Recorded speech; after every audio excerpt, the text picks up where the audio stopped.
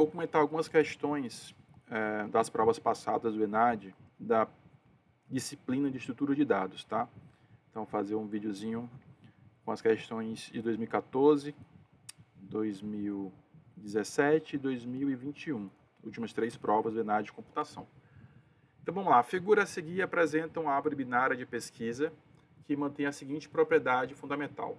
O valor da raiz é sempre menor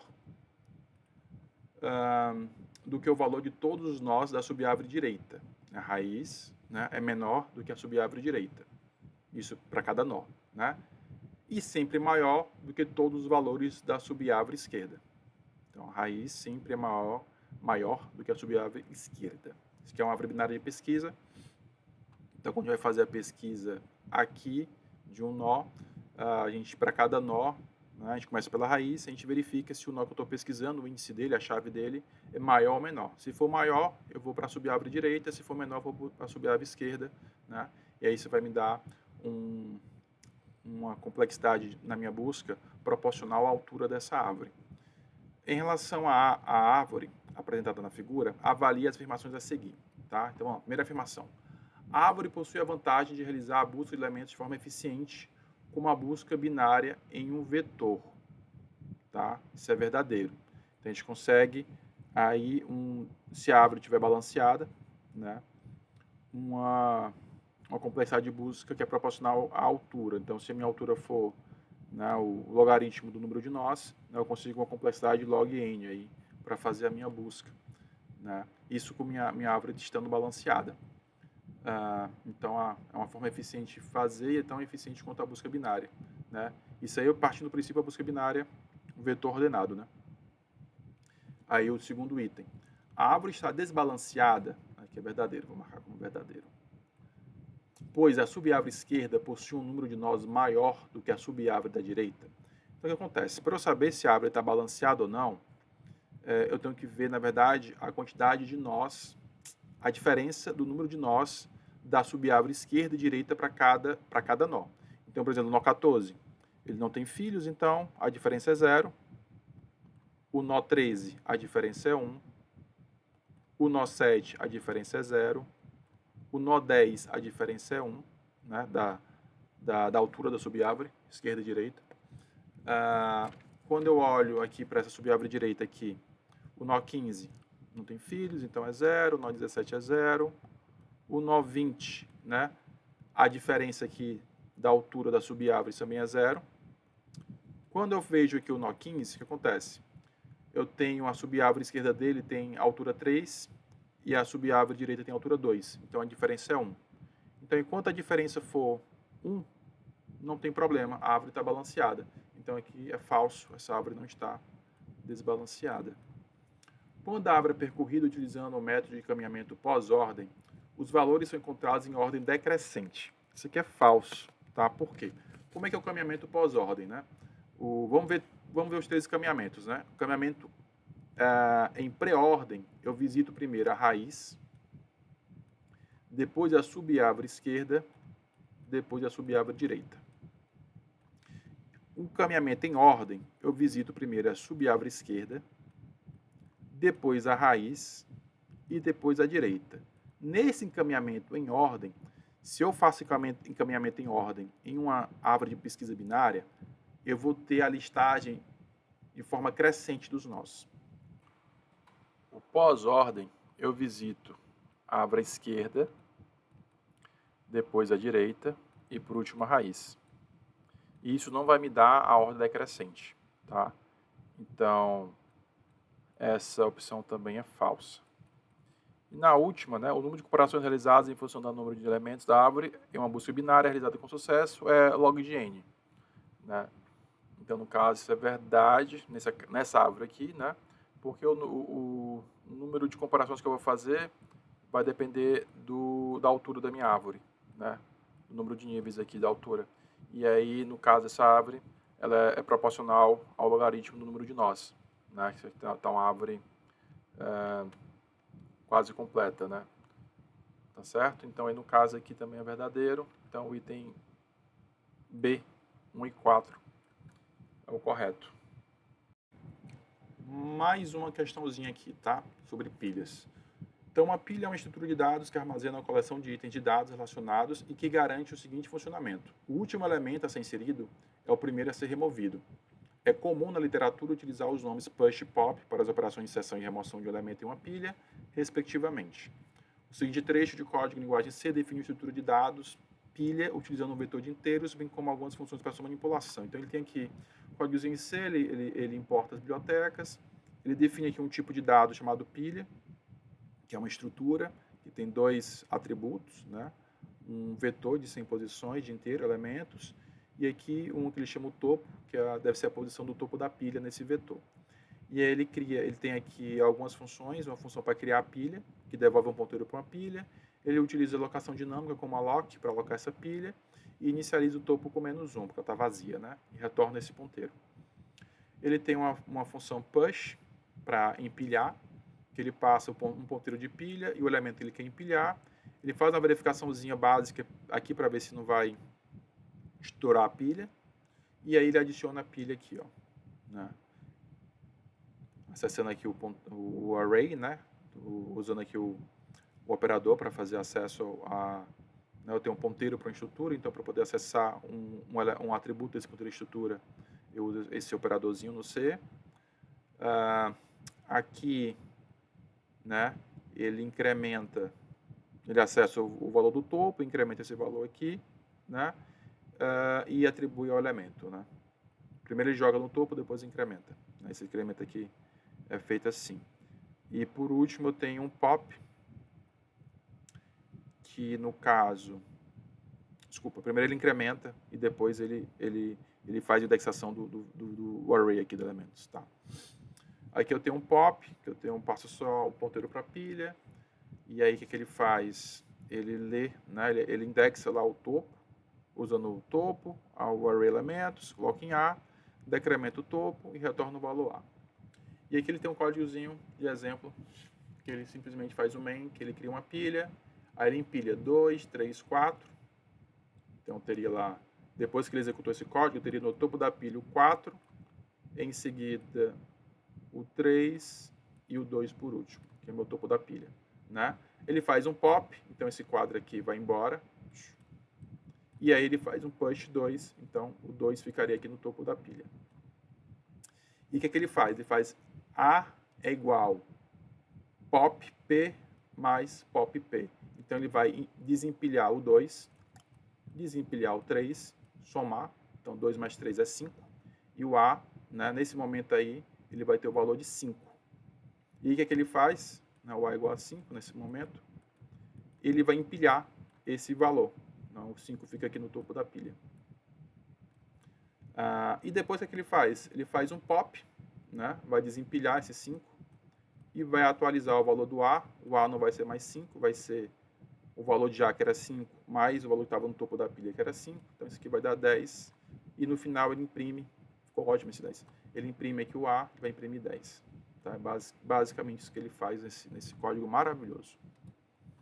E aí que ele pergunta aqui, avalia as seguintes afirmações. A complexidade computacional de ambas funções push e pop é O1, isso é verdadeiro, porque não depende do tamanho da pilha, né? O valor exibido pelo programa seria o mesmo caso a instrução A mais pop P fosse trocada por A mais A mais igual a, desculpa. Seria, né, no caso aqui, nesse caso específico aqui, né, essa aqui, na verdade, nessa instrução aqui, ó, seria porque o topo da pilha estava armazenando o valor que A estava armazenando. Então, não alteraria o valor que estaria armazenado, que seria impresso, tá? Então aqui também é verdadeiro. Em relação ao vazamento de memória, memory leak, é opcional chamar a função free, pois o vetor usado pela pilha é alocado estaticamente. Isso aqui é falso, né? Porque assim, a pilha é alocada dinamicamente, ó. Você vê aqui, ó, um allocazinho aqui, ó. Então, mesmo que a definição da estrutura é uma especificação, mas no momento que eu vou instanciar, eu vou alocar dinamicamente essa estrutura, como ele fez aqui, aí eu aloquei dinamicamente espaço para esse vetor e para essa variável aqui, topo. Então, eu preciso liberar essa memória depois, tá? Tá certo? Então, a primeira é verdadeira, a segunda é verdadeira, a terceira é falsa, então seria o item C. 1 e 2 apenas verdadeiro.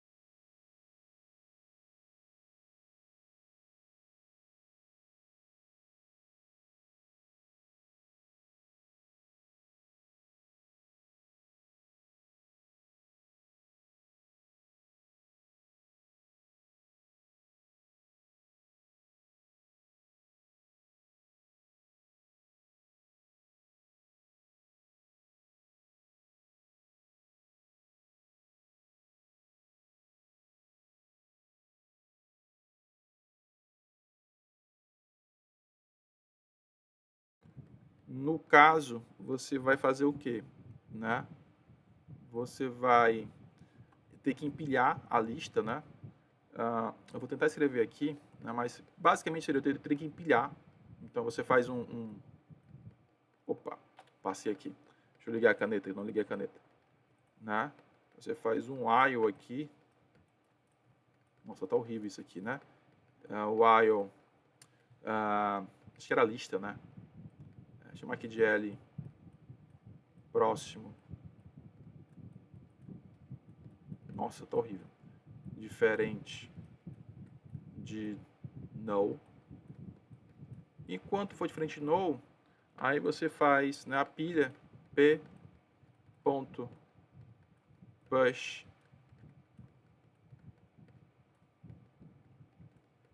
o seu dado, né? L dado. E aí depois o que você faz? O L é igual a L próximo. Então, uma maravilha isso aqui desenhando com o mouse, mas dá para entender. Então, tipo, empilhei tudo. Quando eu empilhei tudo, a cauda vai estar no topo da pilha. Aí, então, o que eu vou fazer? Enquanto a minha pilha não for vazia, né? Como é que chama minha pilha? Chama p.as empty. Né? Enquanto a pilha não for vazia, o que é que eu faço? Eu vou imprimir, né? Basicamente é isso, né? Chamar aqui um printf.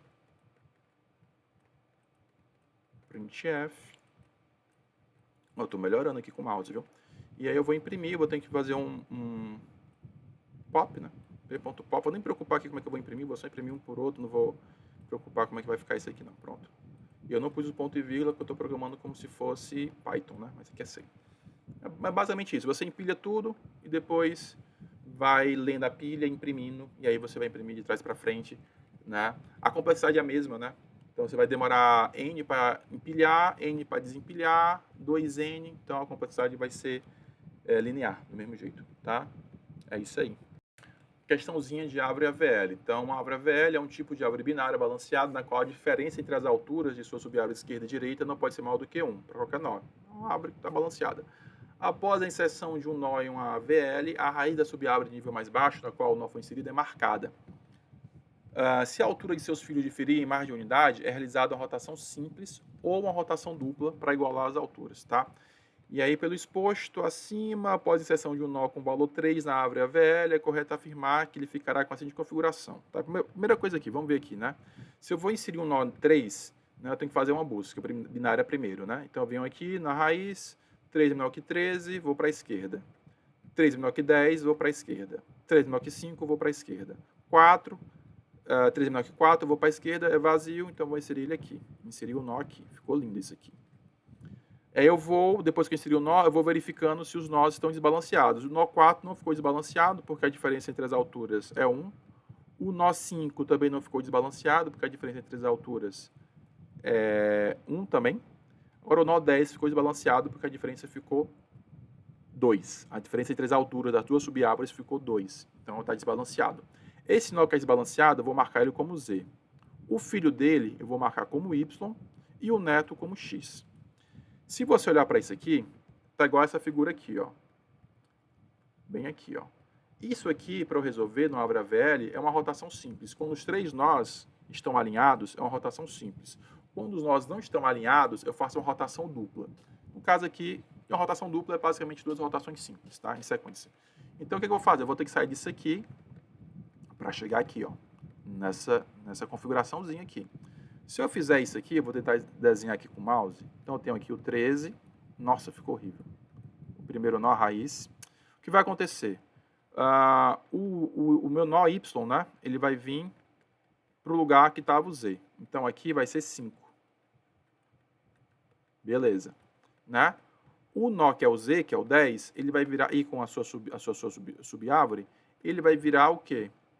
Vai virar o filho direito do 5. Então, o 10 vira aqui filho direito do 5. E aí, a subárvore direita dele continua, que é o 11.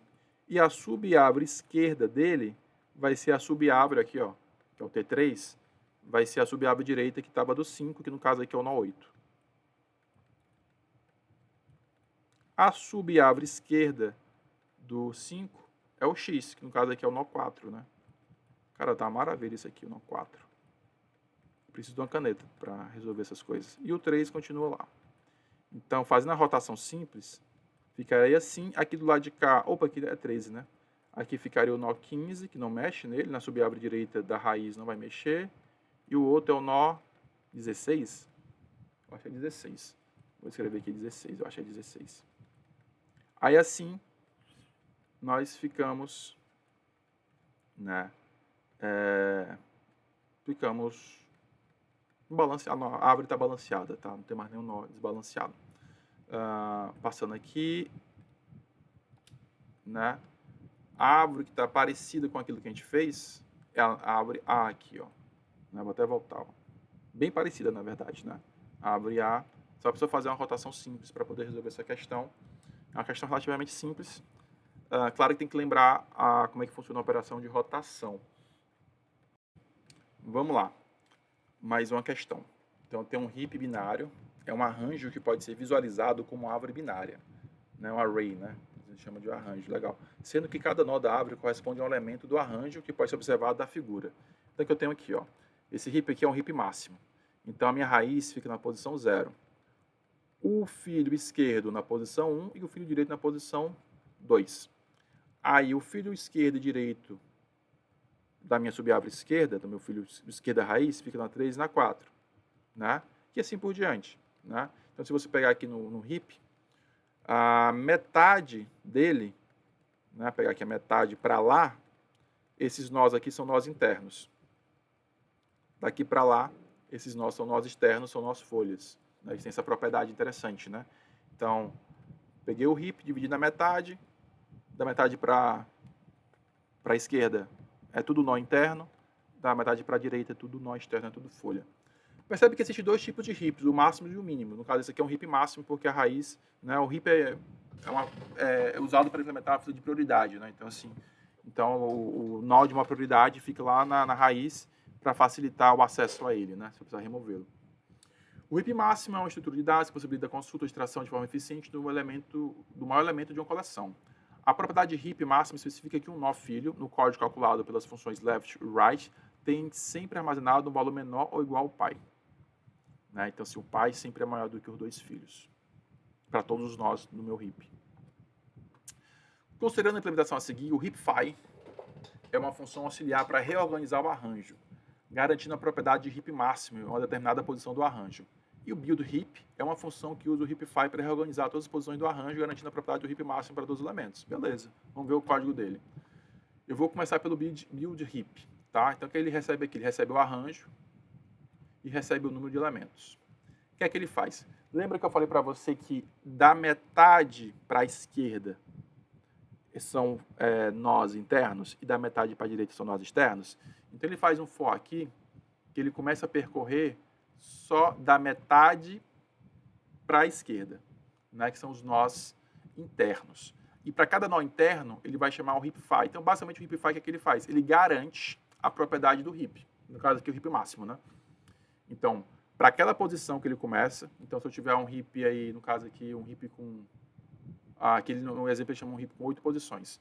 Então, ele com o heap com 8 posições, ele vai pegar da posição 3 até a posição 0, que são os nós internos desse heap. E aí ele vai garantir, né, começando pela posição 3, que as folhas atendem o critério do heap máximo, ou seja, que a raiz é maior que as folhas. E para fazer isso ele chama o heapfy. Então o heapfy ele recebe o arranjo, o número de nós e o inteiro i, que é a posição que eu vou analisar, né, a subárvore desse arranjo. Ele declarou aqui 4 variáveiszinhas, então ele tem aqui a posição do nó esquerdo, do filho esquerdo, a posição do filho direito.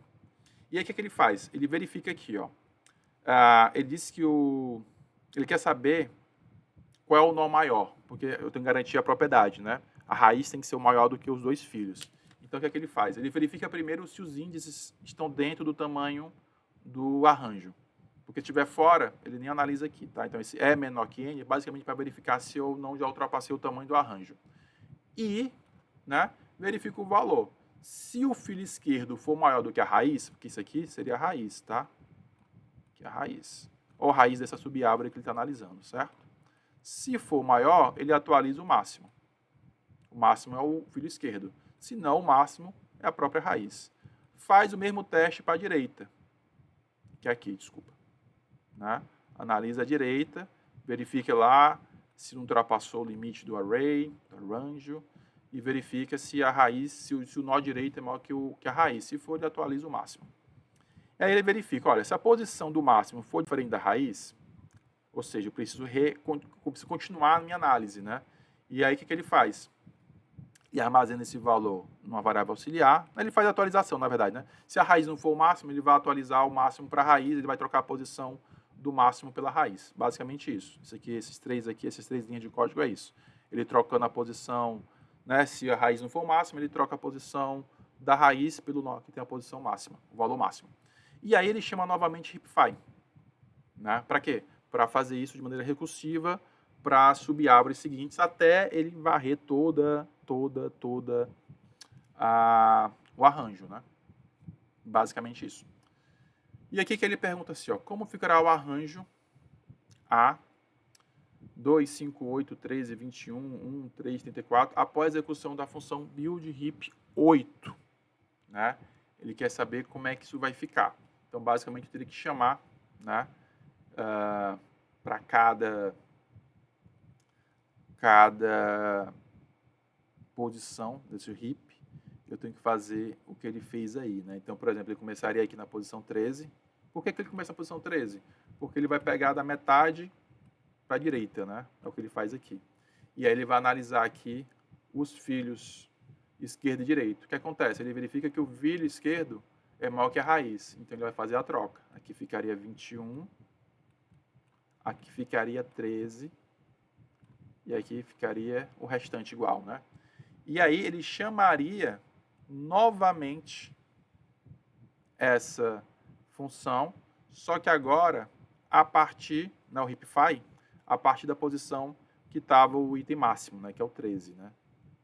E aí ele vai analisar para os filhos esquerdo e direito dele se é o maior ou não, e aí vai continuamente e vai andando, tá? Eu não vou fazer passo a passo, porque isso aqui demora um pouquinho, dá para vocês fazerem seguindo aqui, certo? E eu vou colocar só para vocês o valor final que fica. Então, após a análise que você faria, né, passo a passo aí, que eu não vou fazer porque vai demorar muito, vai ficar o vídeo muito longo, e eu acho que vocês conseguem fazer a partir das dicas que a gente deu, né? Você iria encontrar, deixa eu pegar aqui logo a resposta.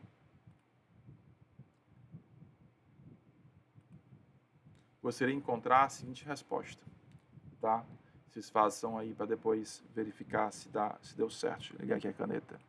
Seria 34, faz sentido porque é o maior valor, 21, 8, 13, 2, 1, 3, 5, tá?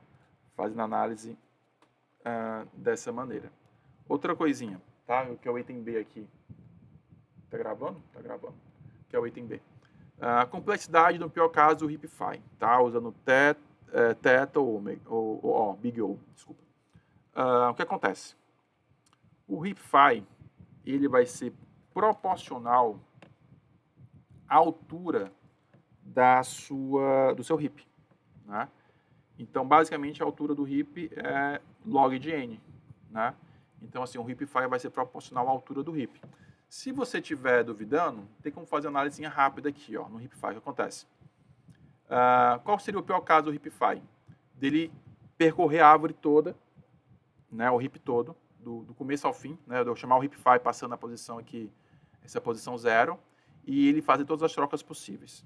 Para ele fazer todas as trocas possíveis, ele estaria passando nível por nível da árvore, tá? Então, se eu tenho uma árvore aqui, e ele fosse fazer o HipFi partir, né, que é o pior caso, a partir da raiz, né, ele teria que comparar primeiro o primeiro nível, aqui, esses dois filhos, aí depois, se esse cara fosse o maior, teria que comparar esse nível, e assim por diante até passar por todos os níveis, tá? Isso é algo que ele faria. Uma outra forma que você tem para analisar é o seguinte, ó. Como é que ele faz a análise, tá? Então, o ponto que esse algoritmo aqui vai parar, se ele fosse as comparações todas, ele tivesse que fazer as trocas. O número de trocas que ele ia fazer em relação ao número de nós seria algo mais ou menos n. Tem que ser mais ou menos aqui, né? Igual, né? Tem que ser igual a quê? Se você ver aqui a forma como ele endereça, ele vai comparar com esses nós aqui, o esquerdo e o direito. 2i mais 1, 2i mais 2, né? 2 vezes i. Eu não vou botar o mais 1 e mais 2, porque a constante não importa para análise. Isso aqui vai se repetindo, porque ele chama a primeira vez, ele compara com o nó esquerdo e o direito. Aí depois ele vai chamar de novo o esquerdo e o direito do próximo nível. Então aqui, na verdade, é 2 elevado a x. Porque esse x vai ser o número de vezes que eu vou ter que fazer a chamada aqui. E toda vez que eu fizer a chamada aqui, ele vai chamar novamente esse left e right, e vai ser 2 vezes i, e assim por diante, ele vai indo, né, até percorrer toda a lista. E quando esse for igual ou maior do que n, vai quebrar, tá? Como esse izinho aqui é uma constante, eu vou ignorar. Então, eu vou partir do princípio que quando o meu número de nós que eu tenho, que é o número do vetor, né, for proporcional, né, próximo, igual a 2 elevado a x, onde x é o número de iterações que eu vou fazer, ele vai quebrar esse laço aqui, não vai chamar mais o HipFi.